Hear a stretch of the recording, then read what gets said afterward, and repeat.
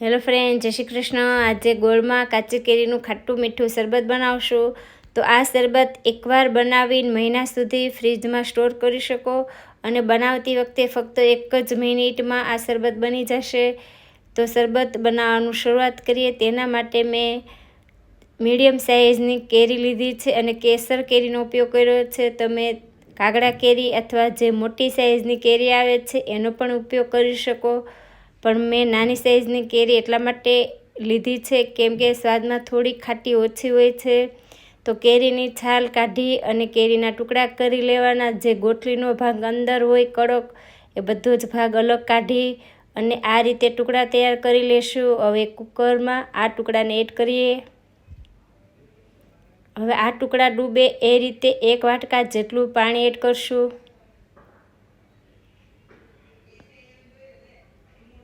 બે સીટી બોલાવી લઈશું। તો 2 સીટી થઈ જાય એટલે કુકરની જે હવા છે એ કાઢી લેશો તો પણ આ કેરી સરસ બફાઈ જશે। તો એકદમ સરસ આપણી કેરી બફાઈ ગઈ છે અને પાણી પણ વધારે નથી। જેમ પાણી ઓછું હશે એમ ઉકળતી વખતે બિલકુલ વાર નહીં લાગે। ફક્ત 2 થી 3 મિનિટમાં જ શરબત બનીને તૈયાર થઈ જશે। તો વજનમાં મેં 300 ગ્રામ કેરી લીધી હતી, તો 300 ગ્રામ આપણે ગોળ એડ કરશું। ગોળ તમે દેશી ગોળ અથવા જે વ્હાઈટ આવે છે એ પણ કોઈ પણ ગોળનો ઉપયોગ કરી શકો।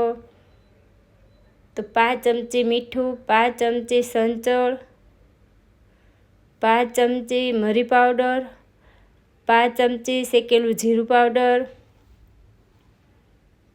ફ્લેવર માટે મેં થોડો એલચી પાવડર લીધો છે, એનાથી શરબતનો સ્વાદ એકદમ સરસ આવશે। હવે બરાબર મિક્સ કરી અને આપણે બ્લેન્ડર ફેરવી લેશું એટલે જે ગોળ છે અને કેરી બધું સરસ મિક્સ થઈ જાય। ઉકાળતી વખતે બિલકુલ વાર ના લાગે એટલે આ રીતે બ્લેન્ડર ફેરવી અને પછી આ શરબતને ફક્ત 3 થી 4 મિનિટ માટે આપણે ઉકાળી લેશું।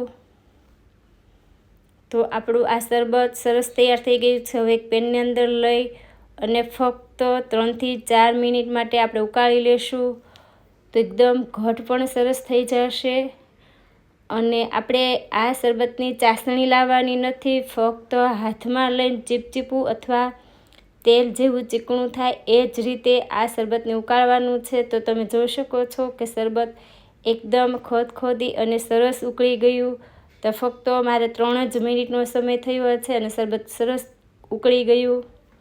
તો આ રીતનું થાય એટલે ગેસની ફ્લેમ બંધ કરી અને આ શરબતને આપણે હવે ગાળી લેશું એટલે જે અંદર કડક ભાગ રહી ગયો હોય એ બધો સરસ ગળાઈ જશે।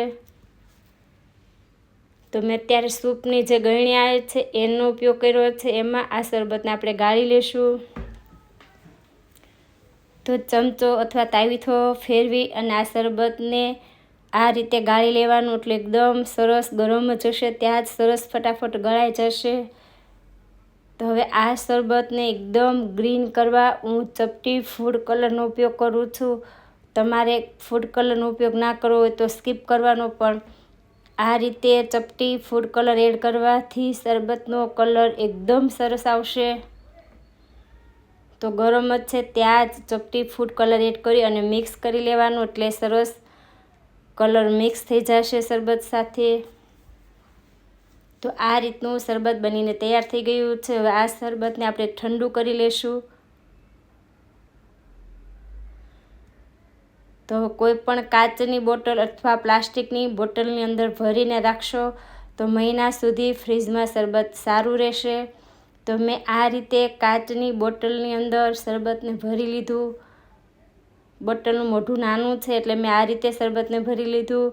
હવે આપણે શરબતના ગ્લાસ તૈયાર કરશું। તો મેં આ રીતે લીંબુના સ્લાઇસથી ગાર્નિશ કર્યા છે અને બરફના ટુકડા એડ કરશું। અને જો તમને ફુદીના ફ્લેવર ગમતો હોય તો ફુદીનાના પાન 2 થી 3 એડ કરવાના।